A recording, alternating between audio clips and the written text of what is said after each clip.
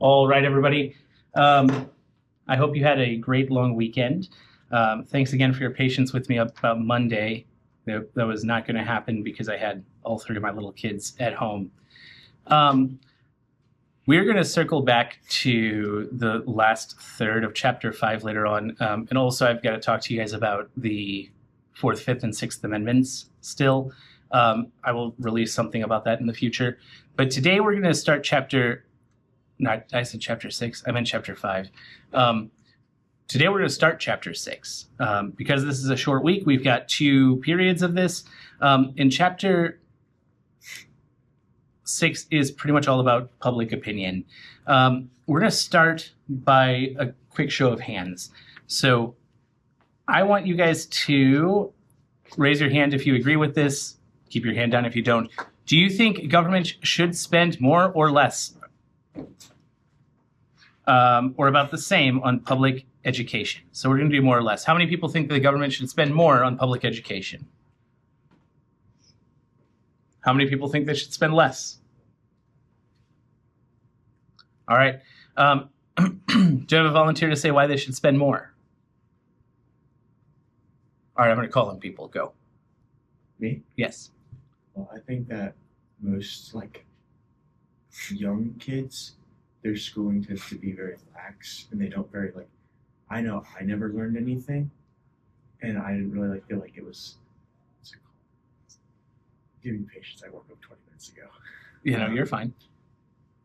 I just don't feel like it's very kids learn anything, and they're not really obtaining any knowledge. And I feel like we're kind of behind in especially compared to European countries, we're kind of falling back of education, especially in the more southern states that have almost none. They're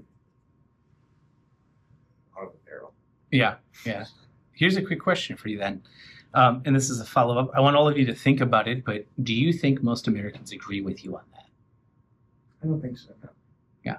Anybody have a different viewpoint? Everybody think that, yeah, we need to spend more on public education, and I think most Americans say, hell yeah, we should. You think that?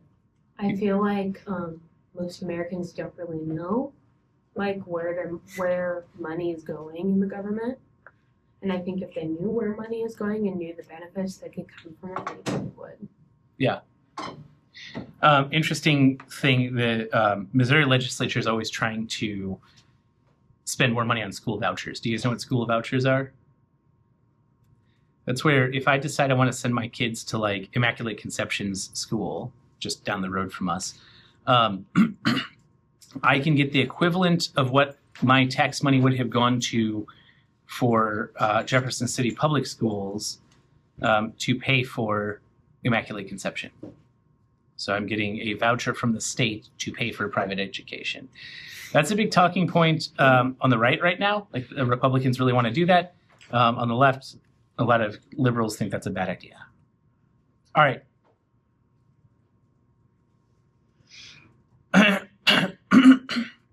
There's 2 things I want you guys to think about this. Every opinion expressed right now is right. It's also probably wrong. When we think about things in terms of what do most Americans do or something like that, that creates some sort of political opinion or a poll. And frequently we misinterpret that. We're often wrong about what most people believe. I think most people, it really depends on demographics too. Most older people think less should be spent on education because they don't want their tax money going to it. Most younger people think that more should go to public education because they're in it. They have recently been in it, or they've got kids that are in it, right? Silly camera. Sorry, you guys at home. Try and edit that out, maybe.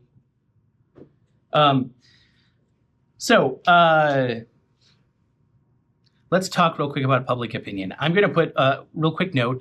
There's a fantastic Saturday Night Live skit featuring Betty White about the United States Census that I'm going to put on the internet for you guys to look at on Canvas. I'm not going to show it in here because I have a hard time getting this machine to work behind me. But I encourage you to watch it. I will warn you, it's a little bit raunchy, as Saturday Night Live can be. So viewer discretion advised, but it's hilarious. And it talks about the errors. It really demonstrates the errors we get when we do polls and stuff. As Mark Twain said, there are three types of untruths: lies, damn lies, and statistics. And when we're talking about public opinion, this is where that statistics thing comes into play. Public opinion is defined as the aggregate of citizens' preferences and attitudes on issues, leaders, and the government. In theory, it guides representatives, but in reality, it's filtered through institutions and incentives. We'll talk more about that in a second. Well, no, I want to talk about that now. If I'm in favor of a particular piece of legislation and I have the ability to conduct some sort of poll on that, there's different ways that I can manipulate that data to show what I wanted to show. Does everybody understand that? So I can change the sample group. I can change the p-score. Does anybody know what p-score is in statistics? In statistics, we're always trying to figure out if something is statistically significant, meaning, is it more likely that this occurred as a result of the preference, or is it more likely that it occurred by chance? That p-score kind of helps us get to that line. If we want to say, like, does red dye cause people to have behavior problems, and we do a study and we say, all right, were there more people who had behavior problems after eating red dye or less? Well, that's going to be statistically insignificant. If your p-score is like just a simple flip of the coin, probably not very good. But if you can get it down to where you're saying there's 1 in 100 or 1 in 1,000 or 1 in 100,000 false negatives or false positives, that's a really significant study.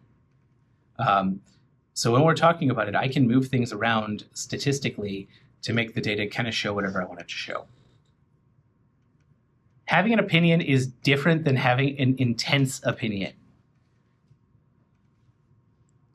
Intensity is often what's going to drive politics. Everybody has an opinion about some things, right? But we only have some things that we have intense opinions over. Do I care what sort of milk the cafeteria serves? Not really. I mean, yeah, I've got my preference. I prefer 2%.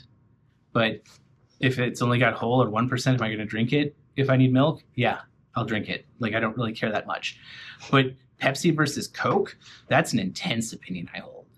There's got to be Coke all the time. Pepsi's just garbage water, right? I think so. What do you say? I think both are disgusting. You think both are disgusting? You don't drink soda at all? What do you guys run off of then? Water. That's fantastic. I can't let that terrible substance dilute my caffeine stream. But my point is that, you know, we seldom hear about the things that people have a small opinion over. We hear all the time about things that people have an intense opinion over. Think about abortion, right? We hear tons about it because people have really strong opinions about it. Think about how we are dealing with, a trade deal with Kazakhstan. Do you guys even care? Most people don't. We don't hear anything about it. Public opinion matters, but it doesn't automatically become public policy. So let's talk a little bit about where opinions come from. This is referred to as political socialization. I think I referred to this as before, but a couple of my law school professors wrote a book called Red Families, Blue Families. And a lot of our political ideology comes from our family and our early environment. My kids tend to be a little bit more liberal than most people around Jefferson City because I tend to be a little bit more liberal than most people around Jefferson City. They don't really comprehend the things that are going on. They don't know about what taxes are, right? I've got a 6-year-old, 4-year-old, and 1-year-old. My 6-year-old has tons of political opinions. None of them he's developed organically, right? they've all kind of come off from me. And it's the same with lots of other things. We'll talk more about that later, probably. Next, school and peers. If you guys, sorry, if you guys are in an institution like Lincoln University, you tend to be around a lot of people that, you're going to naturally develop ideas from. This is one of the major reasons the Trump administration is going after the Ivy League or lots of universities, because lots of times, as you're learning, you begin to develop more liberal-leaning ideas. There's a lot of studies about how political ideology changes over time. And what they found is that you tend to kind of go a little bit more liberal, then get more and more conservative until you start a terminal degree. When you start a terminal degree, like a PhD or a JD, that tends to push you back to the left. But the point is that when you're in schools, you're having discussions with people about your preferences and about the way the world should work, and that tends to influence your opinion slightly. Until you go to law school, then what you talk about over lunch is who you can sue and how much you can get. That's a joke, but I'm not joking. Like, it really happens. Next, religion and community. If you go to a church, typically churches have some sort of left or right leaning slant, right? They're going to tell you should be pro-life, or that the gospel doesn't say anything about that and you should be pro-choice, or whatever it is. This is the big one. Media and information environment. Has anybody seen the movie Social Dilemma? I'm sorry, it's the documentary. None of you have? Does everybody have access to Netflix? Or a friend who has access to Netflix? Because I don't. I canceled it because I didn't have any time to watch it. I normally show that movie in here. Perhaps on a day that I have a trial or something, I will assign that in lieu of class. But it's fascinating how much the media influences what we believe in, what we think is happening. Has anybody heard of QAnon? Or Pizzagate? You're shaking your head. Anybody else hear of Pizzagate? So during the 2016 election, a group basically came up called QAnon that believed in something called the deep state, that there are liberal actors that are so ingrained in the government that they can't really be ferreted out or removed, and they're the secret cabal that's running the world. And then it took a really dark twist, and what their belief was that the liberals were doing bad things to children in order to get some sort of elixir of life that was keeping them eternally young. Like, this stuff gets real wonky real fast. And the headquarters for this, where they kept all the children, was in Washington, D.C., in the basement of a pizza restaurant. Well, a man was so motivated by all the things he was seeing online and everything, and dove so deep into it, that he went armed to the teeth to that pizza restaurant to storm it and to rescue these children. Turns out, no such thing exists. Surprise, surprise. And that underneath the pizza restaurant, there was absolutely nothing. It didn't have a basement at all. He got arrested. I don't know what happened to his case. But the thing about it is all of this kind of shed light on the power that social media has. As you were scrolling through your feed or reading what your friends have posted, you're served videos and you're served things that subtly change your perception of reality. And if you engage with it, if you watch something from Fox News, it's going to serve you more from Fox News. And it's going to creep further and further right until all of a sudden you're getting QAnon stuff. I think they've cracked down on it to a large extent. I haven't seen any of it lately. But it was a real issue. And the really scary part about it, when you watch Social Dilemma, that you're going to learn about, is that essentially Facebook, for example, has been gathering data about how people interact with things for since it's been alive, I guess 2 years, or 20, 25 years-ish. And this data can be used to predict how you're going to act, but they also have learned how to subtly pull the psychological levers to get you to act a certain way. And has anybody heard the term Cambridge Analytics? Cambridge Analytics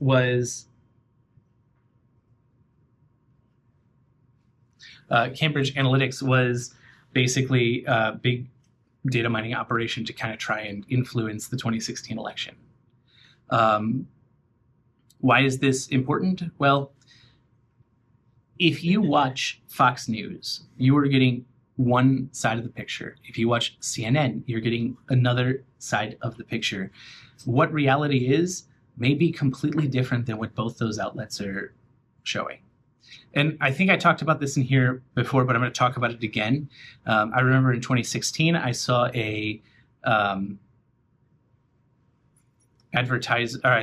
news article about the Pope calls Donald Trump anti-Christian, or no, Donald Trump says the Pope isn't Catholic or something like that. And well, yeah, obviously the Pope is Catholic, right? And so I'm like, I'm intrigued. I must read more.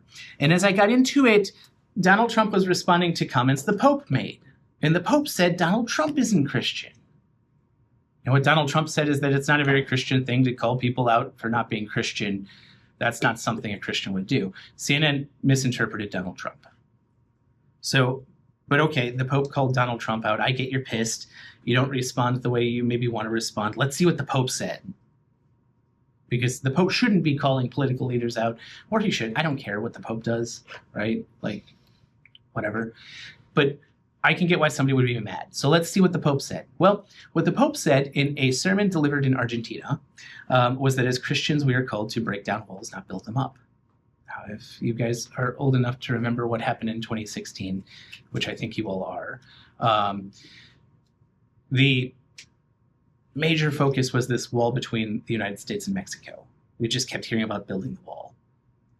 But was Donald Trump's name anywhere in the transcript of that sermon? No. Did the Pope say, this literal wall or make any other specific remarks? No. But through a course of CNN reporting, Donald Trump heard that the Pope calls him out. Donald Trump responds. CNN reports on that. And it's just this snowball of misinformation. Why is this important? It happens all the time. And at the risk of sounding like this YouTube video for you guys at home is sponsored, this brings me to an interesting segment talking about ground news. And if you guys watch YouTube, you have probably seen ground news. It is phenomenal how the different biases that media organizations have influence the outcome of the way they report. So as long as this will open, let me give you one quick example because it's kind of scary, fascinating. And it won't open. I love Lincoln Wi-Fi.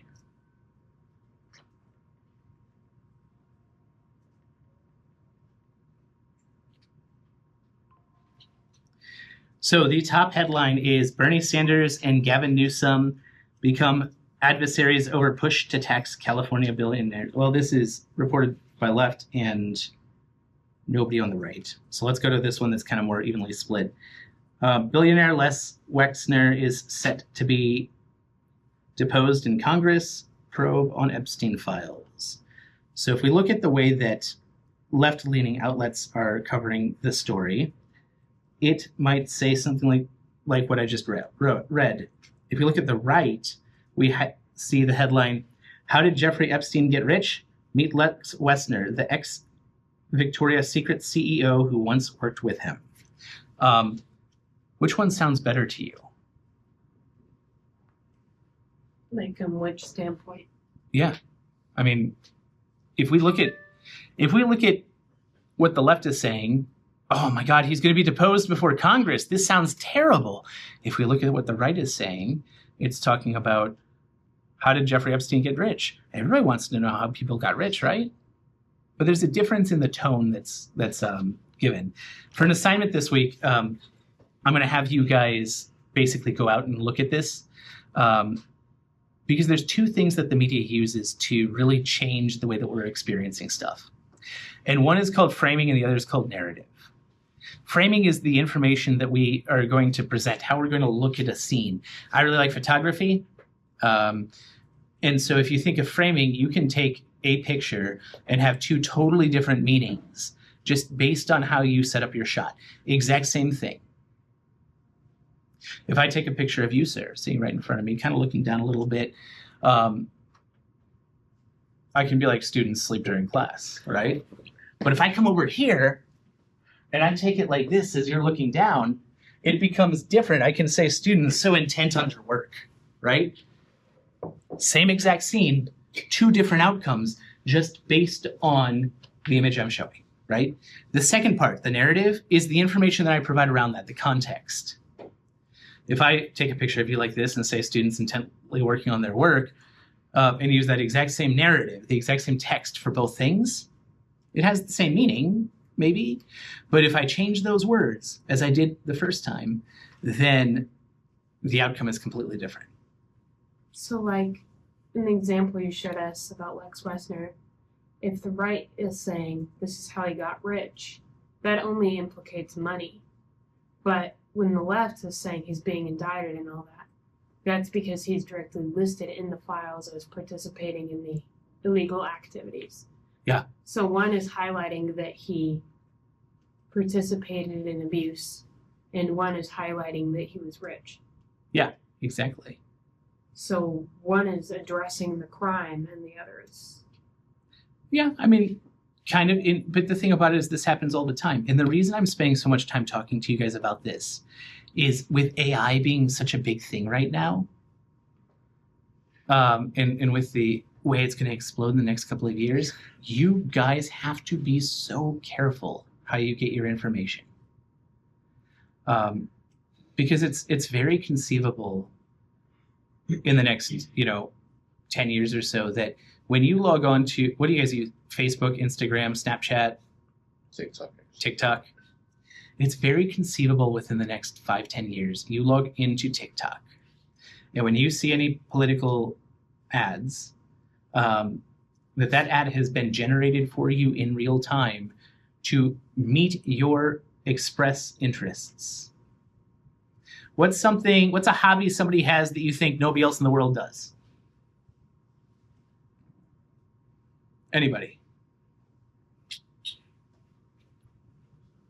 I don't know if he's still on the board of curators. One of the board of curator members was a former Cole County judge and United States attorney. He raises carrier pigeons. Does anybody know what a carrier pigeon is? There's also, it's just that cold notes. Yeah, he put notes on pigeons. It's like Game of Thrones or something. I'm going to send you a pigeon. And basically, really cool things. They're homing pigeons. So you can put a message on it and release it like anywhere in the world and it will fly home. Which is just kind of scary, fascinating. But he raises these and trains them and everything like that. Imagine if he logs into TikTok and it talks about how, don't vote for the Republicans. They're trying to ban the use of carrier pigeons. And he's invested tons of time and effort into doing this. Well, that's going to be something that's going to motivate him. And in the next couple of years, we could see things like this. Think about that thing that you uniquely are interested in.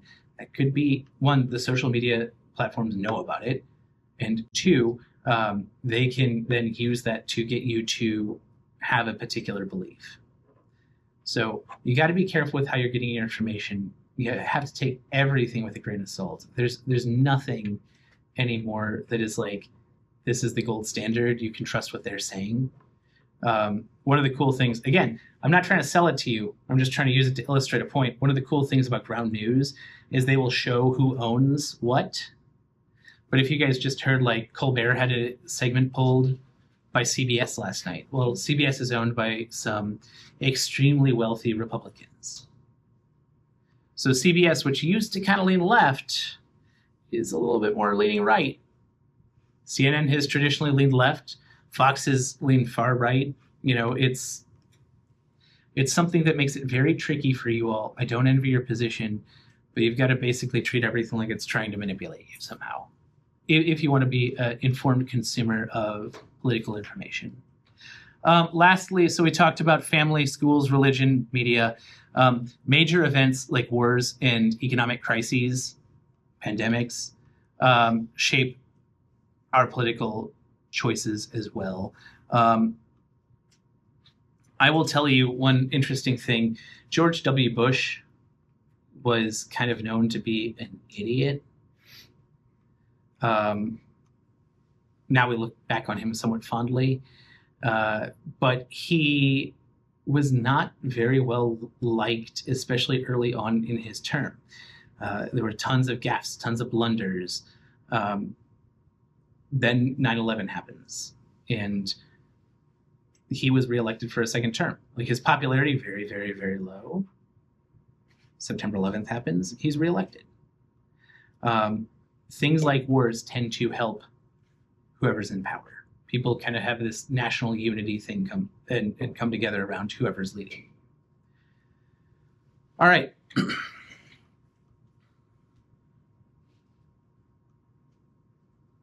I want to clarify two confusions that students typically have. This is the difference between ideology and partnerships. Ideology is a pattern of beliefs about what government should do, whereas a partnership is a team, attachment, and identity, often stable, often inherited. The difference here is that an ideology is, hey, I firmly believe that taxes should be low, whereas a partnership is more like, I firmly support the Republicans. Do you see the difference? An ideology isn't supporting the Republican Party, that's the partnership. The ideology is the belief in taxation. All right, we're going really slow through this, so I apologize. How do we measure public opinion? We do this through polling. I want you to watch the Betty White video, because that's going to talk about how polling is fraught with issues. But let's talk about a couple of things I want you to look for. So when you see a poll claim, I want you to ask, who was doing the surveying? Was this adults registered? Who was surveyed, rather? Were we surveying adults, registered voters, likely voters? That makes a difference, right? If we're surveying all adults, not all of those adults might even be eligible to vote. If we're surveying voters, there's elections here that will have like a 5 to 10% voter turnout. So even if we get registered voters, only 1 in 10 of them might be likely to vote. So when we conduct a sample, we want to make sure that the people who are being surveyed are actually likely to vote. The sample size, this is often in statistics referred to as N. The bigger the sample size, the better the study is. If I tell you that Donald Trump's approval rating is 0%, and then I tell you that there is a sample size of 4, you probably know that I just went and found 4 friends that would agree with whatever I told them to agree with, right? If I say it's 40,000, that makes it a little bit more significant. When was this conducted? The timing matters a lot. Was this conducted the same day that the jobs report comes out? Approval rating will probably dip when the jobs report comes out. Was it conducted after the 4th of July? Approval rating might go up the day after the 4th of July, right? How was the sample conducted? Was it a random representative trial, or was it a convenience sort of thing? If it's random, that means that I'm not going to 10 of my closest friends. It means that I'm picking names out of the phone book at random, trying to, get a even distribution of people, versus if it's done for convenience, maybe I just interview the people on my street. What's the margin of error for the whole sample and the subgroups? I'm not going to test you guys on the margin of error, but that's a statistically significant thing. I will give you a quick example of it. Let's say that you need 5 grams exactly of baking soda in a recipe you're making. Well, if you look at your scale and it's plus or minus 1/100th of a gram, you know it's a pretty good margin of error. But you're almost right on, guaranteed. But if the margin of error is 3 grams, then you could have 2 grams and you could have 8 grams when the scale reads 5. So that's the margin of error. What is the question wording? Are we using worded words or forced choices? As a lawyer, one of the things we talk about is how we form cross-examination questions and to not try and make them compound questions. If I ask you a question like, "Excuse me, sir, when did you stop beating your wife?" How are you going to answer that? I don't. Oh, you didn't stop beating your wife, I see. You still beat her. You would say, okay, I guess you would try to lie if you didn't want to be found guilty, or try to make up some excuse. Yeah, but what I'm saying is that's an impossible question to answer. Really good witnesses are going to say something like, "Sir, I have never beaten my wife, and I resent the implication that I have," or something, that's going to throw it back on them. But if you ask that sort of question in a survey, you can see where the wording of the question kind of messes up the data. And then finally, we want to look at the sponsor or source of the survey, who paid for it, who actually did the thing. All right, we did that chunk. I'm going to skip that.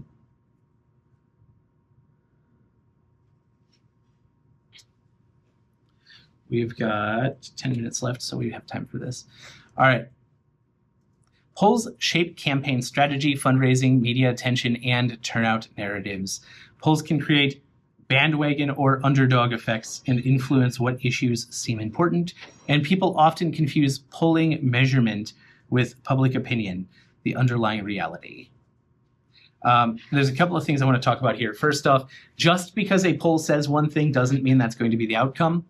Second, when we talk about the whole bandwagon thing versus underdogs, there's a fascinating phenomenon that's been observed for years, and that is the outcome of elections based on what's happening on the East Coast as it relates to the West Coast. So if, let's say in California, it's raining outside on a presidential election, and the poll numbers from the East Coast show, let's say, the Democrat significantly ahead. What they have observed is that Democratic voter turnout is going to decrease on the West Coast. Why? Well, the polls on the East Coast close several hours before the polls on the West Coast.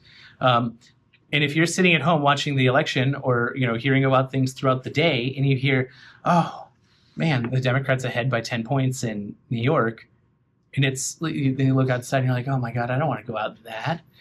There's less of a chance of you actually going out and voting. Conversely, if you're like, "Oh my God, I got to vote for the Republican," and you're like, "Oh, but it's raining outside, but if I don't do my part, they're going to lose," and you go and vote, well, that has a potential to skew the results. So when we look at polling, when we look at what's actually going on, that data in and of itself has the ability to change how we're acting. All right, before I open it up for questions, let's talk about what we're going to do next time. We're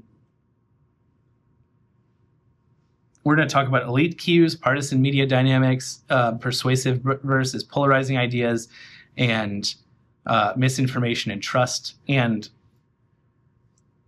we're going to look at a good and bad poll too. So for your assignment this week, I'm going to tell you now, and it should be a pretty easy one.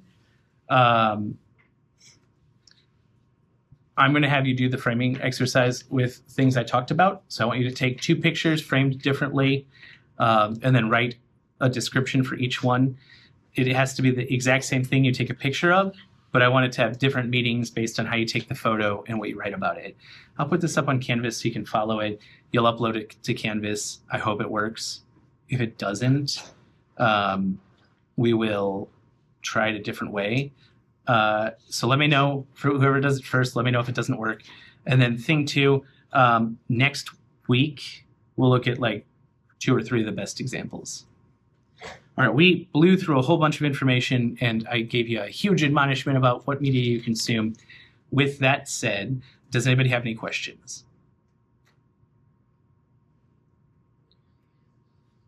Sweet, I'm going to give you guys about 7 minutes back. I hope you all have a great day.